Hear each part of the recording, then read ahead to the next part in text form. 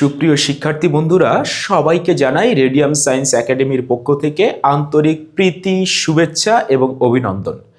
আজকে আমরা তেজস্ক্রিয় ক্ষয়ের সাধারণ সূত্রটি নিয়ে আলোচনা করব এবং এই সূত্রটি দিয়েছেন বিজ্ঞানী অ্যালিস্টার এবং বিজ্ঞানী গাইটেল।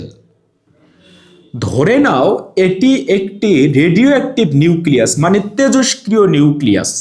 এটা ইউরেনিয়াম হতে পারে, থোরিয়াম হতে পারে, টেকনিশিয়াম হতে পারে, যে কোনো একটি তেজস্ক্রিয় নিউক্লিয়াস।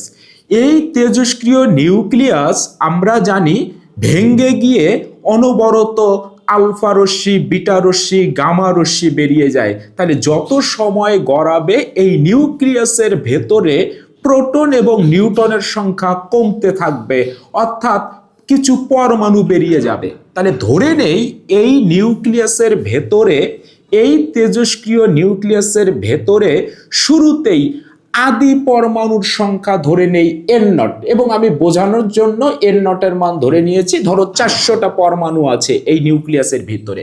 কখন? যখন সময় 0। তোমাদেরকে একটু বলে রাখি, কখন সময়টা তুমি 0 ধরবা। যদি এখন থেকে কাউন্ট করা শুরু করো, তাহলে এখন যতটা পরমাণু আছে সেটাই হবে n0। ধরো 400টা ছিল, এই মুহূর্তে 400টা হবে n0 এর মান। যদি তুমি 10 দিন পর থেকে কাউন্ট করা শুরু করো, বলো তো 10 দিন পরে তো অক্ষত পরমাণুর সংখ্যা ভেতরে কমে যাবে। ধরে নাও 300টি ছিল, তখন কিন্তু আমরা ওই 10 দিন পরের সময়টাকে ধরবো 0, এবং তখন n0 এর মান আমরা ধরবো 300টি। ওকে, তাহলে শুরুতেই ধরে নেই এই মুহূর্তে আদি পরমাণুর সংখ্যা n0, এবং n0 সংখ্যক যে পরমাণু ছিল তার ভর হচ্ছে m0। এবার সময় গড়াবে, নিউক্লিয়াস ভেঙে পরমাণু বেরিয়ে যাবে। কত সময় গড়িয়েছে? ধরি টি সময় গড়িয়েছে, বোঝানোর জন্য ধরে নিয়েছি টি এর মান 5 দিন। তাহলে বলো তো 5 দিনে এই 400টি পরমাণু থেকে ভেঙে যাবে। তাহলে এই নিউক্লিয়াসের ভেতরে এখন অক্ষত পরমাণুর সংখ্যা কম হবে, 400-র চাইতে কম হবে। তাহলে ধরে নেই 5 দিন পরে এই নিউক্লিয়াসের ভেতরে অক্ষত পরমাণুর সংখ্যা n দিয়ে প্রকাশ করব, n এর মান হচ্ছে 200টি। তাহলে কতটি ভেঙে গেছে?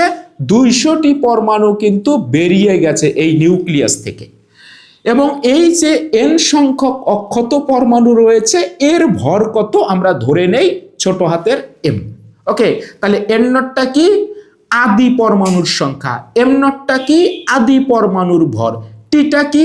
কত সময় ধরে ভেঙেছে। আর এনটা কি? টি সময় পরে অক্ষত পরমাণুর সংখ্যা। আর এম হচ্ছে আমার টি সময় পরে অক্ষত পরমাণুর ভর। এবারে এই তেজস্ক্রিয়তার যে ক্ষয় সূত্রটি রয়েছে, এটা কি বলে তুমি ইমাজিন করো তো। এই 5 দিনে আমার ছিল শুরুতে 400টি, এই 5 দিনে কতটি পরমাণু ভেঙে গেছে, মানে বেরিয়ে গেছে বলো তো? 5 দিনে বেরিয়ে গেছে 200টি, আর 200টি অক্ষত আছে। তাহলে এখন 5 দিন পরে এই নিউক্লিয়াসের ভেতরে থাকবে 200টি। পরের 5 দিনেও কি এই 200টি পরমাণু থেকে 200টি বেরিয়ে যাবে? না, বলো তো ছিল বেশি, 5 দিনে বেশি সংখ্যক বেরিয়ে গেছে।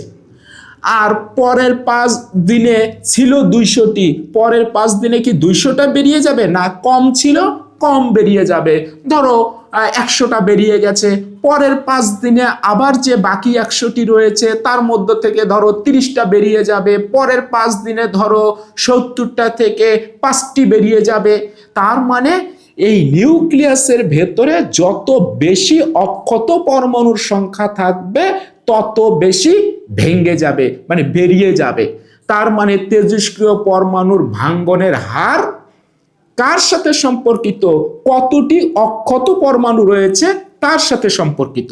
এই জন্য তেজস্ক্রিয় ক্ষয়ের সাধারণ সূত্রটা হচ্ছে এই রকম: তেজস্ক্রিয় পরমাণুর ভাঙ্গনের হার, হার মানে সময় দিয়ে ভাগ। তাহলে এই dn dt, এটা দিয়ে আমরা বোঝাবো ভাঙ্গনের হার। dn dt মানে হচ্ছে ভাঙ্গনের হার। ওই সময়ে অক্ষত পরমাণুর সংখ্যার সমানুপাতিক। আর ওই টি সময় পরে অক্ষত পরমাণুর সংখ্যা কত আমরা ধরে নেব n। ওকে, তার মানে এই n এর মান যত বেশি থাকবে এই 5 দিনে তত বেশি ভেঙে যাবে। দেখো 5 দিনে ভেঙে গেছে 200টি, পরের 5 দিনে ভেঙে যাবে 100টি, কারণ 200টি ছিল, কম বেরিয়ে যাবে। তাহলে এই তেজস্ক্রিয় পরমাণুর ভাঙ্গনের হার এই অক্ষত পরমাণুর সংখ্যার সমানুপাতিক। এন এর মান যত বেশি হবে, অক্ষত পরমাণু যত বেশি থাকবে নিউক্লিয়াসের ভেতরে, এই ভাঙ্গনের হারটা তত বেশি হবে, অর্থাৎ 5 দিনে তত বেশি ভেঙে যাবে, বেরিয়ে যাবে। আর অক্ষত পরমাণুর সংখ্যা যত কম থাকবে, এই ভাঙ্গনের হার কিন্তু তত কম হবে। একটু ব্যাপারটা বোঝানোর জন্য তোমাদেরকে আমি এভাবে বলতে পারি, ধরো তোমার পকেটে আজকে ধরো 1000 টাকা আছে, তুমি প্রথম 5 দিনে 500 টাকা খরচ করে ফেলেছো এই মাসে। বলো তো 5 দিন পরে তোমার পকেটে আর কত টাকা আছে? আরো 500 টাকা আছে। এবারও কি পরের 5 দিনে তুমি 500 টাকায় খরচ করে ফেলবা? না, তোমার আগে ছিল বেশি, 5 দিনে খরচ করেছো বেশি। এবার 5 দিন পরে তোমার পকেটে টাকা আছে 500 টাকা, তাহলে বলো পরের 5 দিনে আমরা কত খরচ করব? আছে কম পকেটে, কম খরচ করব।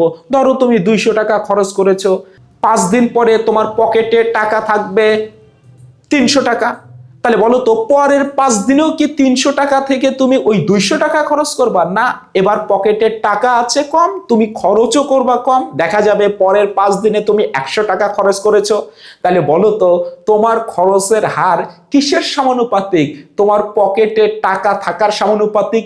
বেশি টাকা থাকলে বেশি টাকা খরচ করবা, কম টাকা থাকলে কম টাকা খরচ করবা। ব্যাপারটা অনেকটা এই রকম। তাহলে আমরা সুন্দর করে বলবো, তেজস্ক্রিয় ক্ষয়ের সূত্র কি? কোন তেজস্ক্রিয় পরমাণুর ভাঙ্গনের হার ওই সময়ে অক্ষত পরমাণুর সংখ্যার সমানুপাতিক। তাহলে আমরা ভাঙ্গনের হারকে যদি ডিএন ডিটি দিয়ে প্রকাশ করি, ডিএন ডিটি, তাহলে এটা কার সমানুপাতিক? অক্ষত পরমাণুর সংখ্যার সমানুপাতিক। এর সামনে আমরা একটি মাইনাস সাইন দেব। বলতো মাইনাস সাইনটা কি বোঝাবে? যে ভাঙ্গনের হারটা কি বাড়বে না কমবে? কমবে। যত সময় গড়াবে এই ভাঙ্গনের হারটা কমে যাবে, ডিক্রিজ হবে। এই ফর্মুলা থেকে আমরা কি লিখতে পারি? আমরা লিখতে পারি মাইনাস ডিএন, নিচে হবে ডিটি। এই সমানুপাতিক চিহ্ন যদি তুলে দেই একটি কনস্ট্যান্ট আসবে, এই কনস্ট্যান্টটার নাম দেব আমরা ল্যামডা, আর এখানে থাকবে আমার এন। এই ল্যামডাটাকে বলা হয় ক্ষয় ধ্রুবক, বা এটিকে বলা হয় অবক্ষয় ধ্রুবক, বা এটিকে বলা হয় ডিকে কনস্ট্যান্ট। তাহলে এই ক্ষয় ধ্রুবক কি হবে? এই ক্ষয় ধ্রুবক কাকে বলবো? ক্ষয় ধ্রুবক হচ্ছে কোন তেজস্ক্রিয় মৌলের একক সময়ে ভাঙ্গনের সম্ভাবনা কতটুকু, সেটা হচ্ছে তার ক্ষয় ধ্রুবক। এক এক তেজস্ক্রিয় মৌলের এই ক্ষয় ধ্রুবকের মান এক এক রকম হবে। ইউরেনিয়ামের একরকম হবে, থোরিয়ামের একরকম হবে, রেডিয়ামের অন্যরকম হবে, রেডনের অন্যরকম হবে। ওকে, তাহলে ক্ষয় ধ্রুবক আমরা কাকে বলবো বা অবক্ষয় ধ্রুবক কাকে বলবো? ল্যামডা দিয়ে প্রকাশ করব, আর সংজ্ঞা এইভাবে লিখব, কোন তেজস্ক্রিয় মৌলের একক সময়ে ভাঙ্গনের যে সম্ভাবনা তাকে ওই তেজস্ক্রিয় মৌলের ক্ষয় ধ্রুবক বলা হবে। বলতো যার ক্ষয় ধ্রুবকের মান বেশি তাহলে তার ভাঙ্গার সম্ভাবনাও বেশি। ওকে, এবারে আমরা এইখান থেকে লিখতে পারি, খেয়াল করো, তাহলে এখানে মাইনাস সাইনটা আমরা একটু ওই পাশে নিয়ে যাব। তাহলে এখানে ডিএন থাকলো, আর এই এনটাকে আমি একটু এই পাশে নিয়ে আসবো, ইজ ইকুয়াল টু, বলতো মাইনাস সাইন যদি ওই পাশে চলে যায় ল্যামডা থাকবে, আর এখানে ডিটি থাকবে। আমি এই সমীকরণটা পেয়েছি অল্প সময়ের জন্য ভাঙ্গনটা কি রকম। তাহলে আমি যদি পুরা সময়ের জন্য বের করতে চাই, তাহলে এই সমীকরণের উভয় পক্ষকে আমরা ইন্টিগ্রেশন করব। তাহলে আমরা এই পাশেও ইন্টিগ্রেশন করব, আমরা এই পাশেও ইন্টিগ্রেশন করব। বলতো এই দিকে আছে সময়, আর এই দিকে অক্ষত পরমাণু। বলো যখন সময়ের মান 0, তখন আমার অক্ষত পরমাণুর সংখ্যা ছিল n0, তাহলে এই লোয়ার লিমিটটা হবে n0। বলতো যখন টি সময় ভেঙেছে, তাহলে আপার লিমিট হচ্ছে t, তখন অক্ষত পরমাণুর সংখ্যা আমরা ধরেছি n, তাহলে উপরে হবে n। এবার আমরা ইন্টিগ্রেশন করব। বলতো এই জায়গাতে একটু সুন্দর করে আরো লেখা যায়, উপরে n0, নিচে n0, উপরে n, এখানে থাকবে 1/n, এখানে থাকলো dn, বলতো মাইনাসটার সামনে চলে আসবে, ল্যামডাটা তো কনস্ট্যান্ট, যে কোনো তেজস্ক্রিয় মৌলের জন্য ল্যামডার মানটা কনস্ট্যান্ট, ক্ষয় ধ্রুবক কনস্ট্যান্ট। তাহলে এখানে থাকবে 0 থেকে টি, এখানে থাকবে ডিটি। তাহলে আমরা এখানে লিখতে পারি 1/n কে যদি আমরা ইন্টিগ্রেশন করি তাহলে হবে ln n। বলতো ইন্টিগ্রেশন করা শেষ, আমরা থার্ড ব্র্যাকেট দেব, লোয়ার লিমিট লোয়ারে, আপার লিমিট আপারে, ইজ ইকুয়াল টু হবে মাইনাস ল্যামডা থাকলো, এই ডিটি কে ইন্টিগ্রেশন করলে কি হবে, টি হবে। তাহলে আপার লিমিট দেব আপারে, লোয়ার লিমিট দেব লোয়ারে। এবার আমরা একটু লিমিটগুলো বসিয়ে দেব। বলতো n এর মান n, তাহলে ln n minus lower limit কত n নট, তাহলে এটা হবে ln n naught is equal to হবে মাইনাস ল্যামডা, টি এর মান হবে টি মাইনাস টি এর মান আর একবার হবে 0। তাহলে আমরা যদি এই জায়গাতে লন কমন নেই, বলতো মাইনাস সাইনটা ভাগ হয়ে যাবে, তাহলে n ভাগ n naught is equal two এখানে হবে মাইনাস ল্যামডা টি। ওকে, এবারে আমরা এই লনটাকে তুলে দেব। বলতো লনটাকে যদি তুলে দিতে চাই তাহলে লন ই এর মান 1, তাহলে উভয় পাশে আমরা ই নেব, মানে এক্সপোনেনশিয়াল টার্ম নেব আমরা। তাহলে এই জায়গায় লন উঠে যাবে, n ভাগ n naught is equal to হবে এখানে হবে e to the power minus lambda t, exponential টার্মটা থাকবে। ওকে, এইখান থেকে আমরা লিখতে পারি n ইজ ইকুয়াল টু হবে n নট আর গুণ করতেছি e to the power minus lambda t. আমরা ফর্মুলা পেয়ে গেছি, n is equal to n naught e to the power minus lambda t. বলতো n নটটা কি, n নটটা হলো আদি পরমাণুর সংখ্যা। বলতো nটা কি, টি সময় পরে অক্ষত পরমাণুর সংখ্যা। বলতো ইটা কি, এক্সপোনেনশিয়াল টার্ম। আমরা ক্যালকুলেটরে যদি শিফট চেপে লন চাপি তাহলে আমরা ই পাবো। আর ল্যামডাটা কি, ক্ষয় ধ্রুবক বা অবক্ষয় ধ্রুবক বা ডিকে কনস্ট্যান্ট। আর টিটা কি, কত সময় ধরে ভেঙেছে। বলতো এটা আমি পরমাণুর সংখ্যা দিয়ে লিখেছি, তাহলে এটাকে আমি যদি ভর দিয়ে লিখি তাহলে এই সমীকরণটা আমরা এভাবেই লিখতে পারি, এন এর জায়গায় হবে এম, এন নটের জায়গায় হবে এম নট আর e to the power minus lambda t. Okay, তাহলে আমরা যদি ভর দিয়ে প্রশ্ন আসে এই সমীকরণ ব্যবহার করব, আর যদি সংখ্যা দিয়ে প্রশ্ন আসে তাহলে আমরা এই সমীকরণ ব্যবহার করব। এবারে আমরা তেজস্ক্রিয় মৌলের অর্ধায়ু নিয়ে কথা বলবো, অর্থাৎ হাফ লাইফ নিয়ে কথা বলবো। অর্ধায়ুকে আমরা টি হাফ দ্বারা প্রকাশ করব।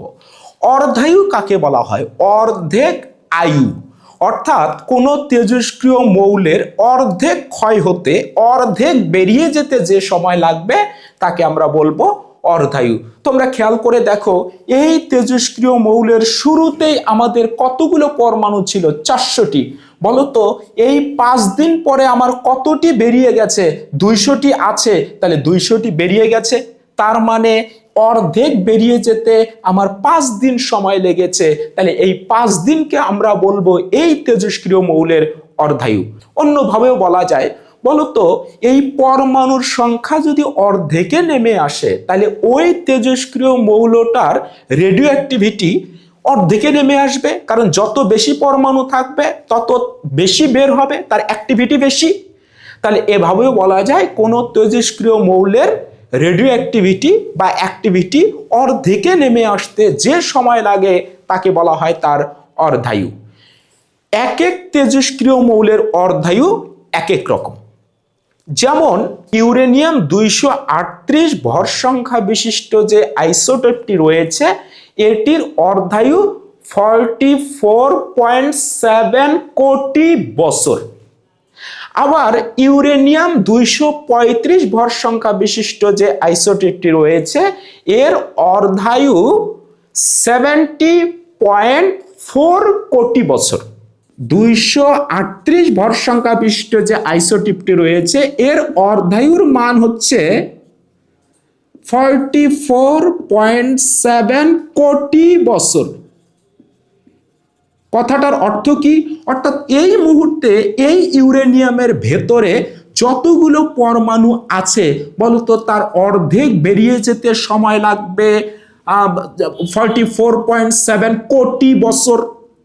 ওকে, আবার যে পরিমাণ অর্ধেক থাকবে তার অর্ধেক বেরিয়ে যেতে লাগবে 44.7 কোটি বছর। আচ্ছা ধরে নাও 400টা আমার শুরুতেই ছিল, তাহলে এই 400টা থেকে 200টা বেরিয়ে যেতে সময় লাগবে এত কোটি বছর। এই 200টা থেকে আবার 100টি বেরিয়ে যেতে সময় লাগবে এত কোটি বছর। 100টি থেকে 50টি বেরিয়ে যেতে সময় লাগবে এত কোটি বছর। তারপরে ধরো এই 150টি থেকে 25টা বেরিয়ে যেতে লাগবে এত কোটি বছর। তাহলে চিন্তা করো তো, একটি তেজস্ক্রিয় পরমাণু পুরোপুরি নিঃশেষ হতে কত সময় লাগবে? অসীম সময় লাগবে। এই জন্য বলা হয় কোন তেজস্ক্রিয় মৌলের আয়ু কত? আয়ু হচ্ছে অসীম। কিন্তু অর্ধায়ু কত? অর্ধায়ু কিন্তু ফিক্সড। রেডিয়ামের অর্ধায়ু প্রায় 1600 বছর। মানে হচ্ছে এই রেডিয়ামের অর্ধেক ক্ষয় হতে লাগবে 1600 বছর। বাকি যে অর্ধেক থাকবে তার অর্ধেক ক্ষয় হতে লাগবে 1600 বছর। বাকি যে অর্ধেক থাকবে তার অর্ধেক খরচ হতে লাগবে 1600 বছর, বেরিয়ে যেতে লাগবে 1600 বছর। তাহলে বলো তো কোন মৌলের, তেজস্ক্রিয় মৌলের আয়ু কত? অসীম। কিন্তু অর্ধায়ু কত? ফিক্সড। এক এক তেজস্ক্রিয় মৌলের অর্ধায়ু এক এক রকম হবে। অর্ধায়ুর একক হবে কি? এটা তো সময়, তাহলে অর্ধায়ুর একক হবে কিন্তু সময়, অর্থাৎ সেকেন্ড হতে পারে, মিনিট হতে পারে। আমরা যে কৃত্রিম তেজস্ক্রিয় মৌলগুলো ব্যবহার করি এদের অর্ধায়ু কিন্তু অনেক কম থাকে। তো একক হতে পারে সেকেন্ড, একক হতে পারে মিনিট, একক হতে পারে ঘন্টা, একক হতে পারে দিন, একক হতে পারে বছর, কোটি বছর হতে পারে, যুগ হতে পারে। তাহলে এইগুলো হচ্ছে, সময় হচ্ছে আমার তেজস্ক্রিয় মৌলের অর্ধায়ুর একক। অর্ধায়ুর সময় পরে তেজস্ক্রিয় মৌলের অর্ধেক যদি অক্ষত থাকে, তাহলে বলো তো আমাকে, এই টি এর মান যদি আমরা টি হাফ নেই, মানে অর্ধেক সময় পরে, অর্ধায়ু সময় পরে, তাহলে এই অক্ষত পরমাণুর সংখ্যা কত হবে? অর্ধেকে নেমে আসবে। অর্থাৎ আগে যদি থাকে 400টি, এখন তার অর্ধেকে নেমে আসবে 200টিতে, অর্ধেক সময় পরে। তাহলে আমরা এই মান দুটো আমরা যদি এই সমীকরণটিতে বসিয়ে দেই তাহলে কি হবে? খেয়াল করো তো, সমান চিহ্ন ছিল, আমি সমান চিহ্ন দিয়ে নিলাম। এইখানে এন নট ছিল, এন নট দিলাম। ই থাকলো, মাইনাস ল্যামডা থাকলো। এই টি এর জায়গায় যদি আমি টি হাফ বসাই তাহলে এন এর জায়গায় কত হবে? N naught by two. N naught by two. বলতো এন নট কেটে যাবে, বাম পাশে থাকবে হাফ। এবার আমরা ইটাকে তুলে দেওয়ার জন্য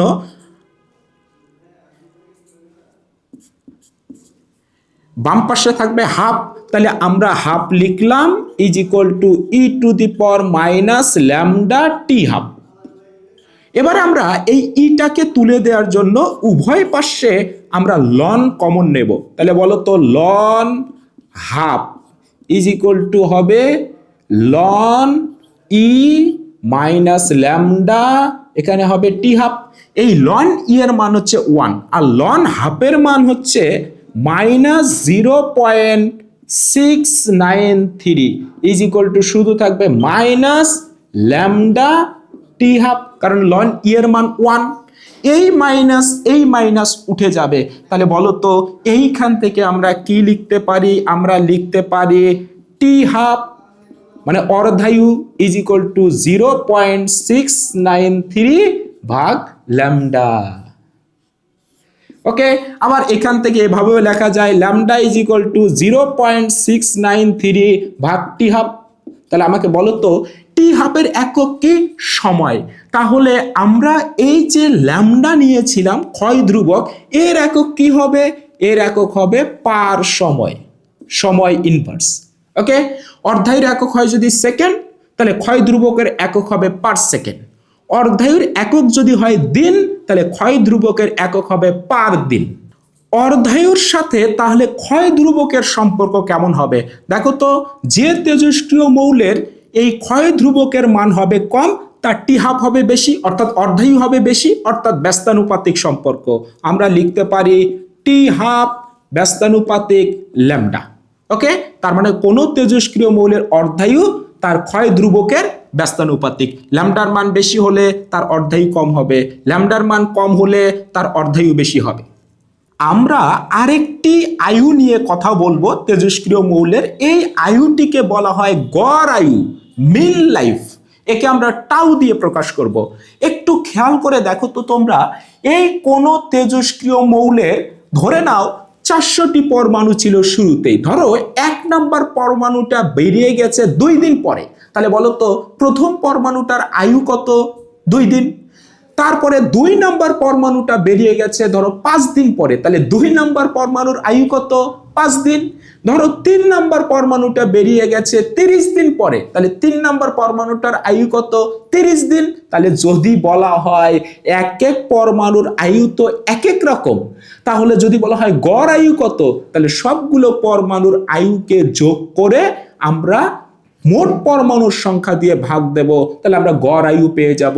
অর্থাৎ গড় আয়ু টাউ ইজ ইকুয়াল টু প্রথম পরমাণুর আয়ু যোগ দ্বিতীয় পরমাণুর আয়ু যোগ তৃতীয় পরমাণুর আয়ু যোগ এন নট সংখ্যক, মানে ওই 400টি পরমাণুর আয়ু ভাগ কত হবে? 400, মানে এন নট।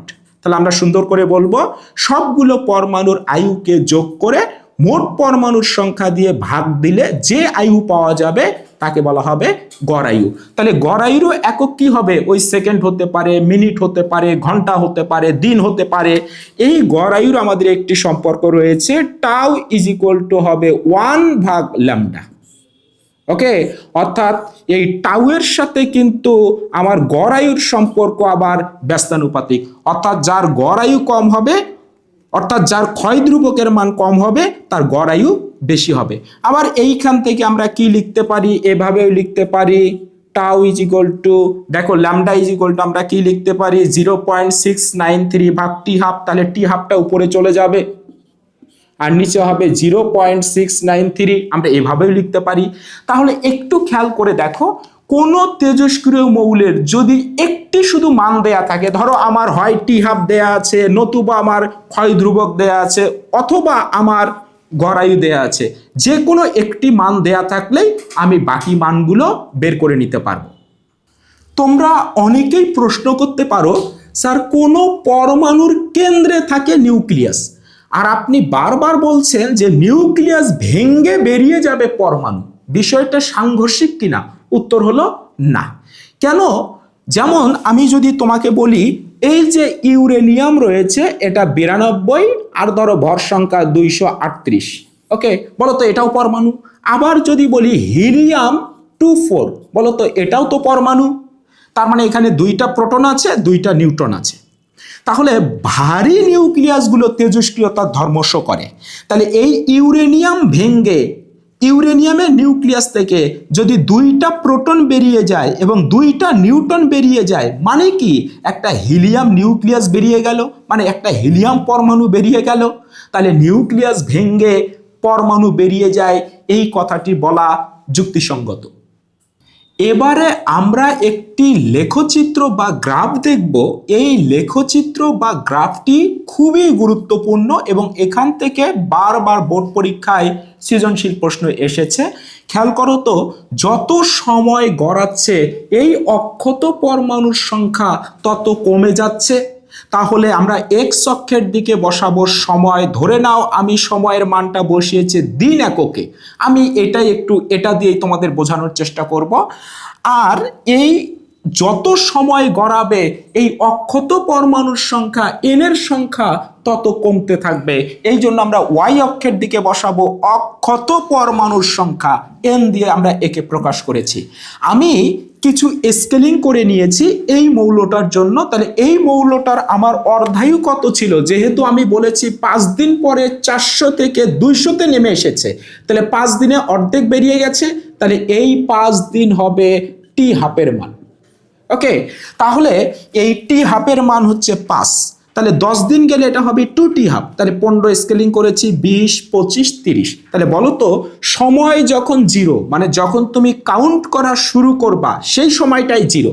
তাহলে সময় যখন 0 তখন অক্ষত পরমাণুর সংখ্যা ছিল এন নট। তাহলে আমার এই মানটা আমরা ধরে নেই এটা এন নট। ওকে, তাহলে আমার এইখানে একটি হবে, আমরা একটা স্থানাঙ্ক পাবো এই জায়গাতে। এই তেজস্ক্রিয় মৌলের অর্ধায়ু যেহেতু 5 দিন, মানে 400 থেকে 200-তে আসতে, মানে 200 বেরিয়ে যেতে 5 দিন সময় লেগেছে, তাহলে এইটার অর্ধায়ু 5 দিন। বলো তো 5 দিন পরে এটা অর্ধেকে নেমে আসবে কত, n নট ভাগ 2-তে। তাহলে আমরা এই জায়গায় একটি স্থানাঙ্ক পাবো। ওকে, এইরকম একটি স্থানাঙ্ক পাবো। এবার বলো আরো 5 দিন পরে এইটার আবার অর্ধেকে নেমে আসবে, তাহলে এইটার অর্ধেক হবে n নট ভাগ 4। আরো মানে টোটাল 10 দিন পরে আমরা আরো একটি স্থানাঙ্ক পাবো। বলতো আরো 5 দিন পরে এটা আরো অর্ধেকে নেমে আসবে n নট বাই 8-এ। ওকে, আমরা আরো একটি স্থানাঙ্ক পাবো।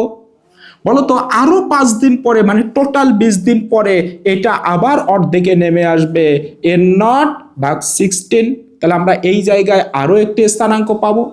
তাহলে আমরা যদি গ্রাফটা দেখি, গ্রাফটা হবে মোটামুটি এই রকম। বলতো এই গ্রাফটা কি এক্স অক্ষকে লাগিয়ে দেয়া যাবে না, কারণ আমরা জানি যে কোনো তেজস্ক্রিয় মৌলের আয়ু মানে পুরোপুরি শেষ হতে অসীম সময় লাগে। এই জন্য এই গ্রাফটি এক্স অক্ষকে কখনোই কাট করবে না, অসীম সময় পরে ওই তেজস্ক্রিয় মৌল পুরোপুরি নিঃশেষ হয়ে যাবে। খেয়াল করো তো, যে তেজস্ক্রিয় মৌলের অর্ধায়ু 5 দিন, আমি সেই লেখচিত্রটা এঁকেছি। অন্য তেজস্ক্রিয় মৌল হলে অর্ধায়ু অন্য রকম হতো, তাহলেও গ্রাফটা কি এই রকম হতো? এই রকমই হবে, সূচকীয় হারে কমবে। তবে অন্য তেজস্ক্রিয় মৌলের জন্য উপর দিয়ে যেতে পারে, অন্য তেজস্ক্রিয় মৌলের জন্য নিচ দিয়ে যেতে পারে, কিন্তু গ্রাফটা এই রকমই হবে।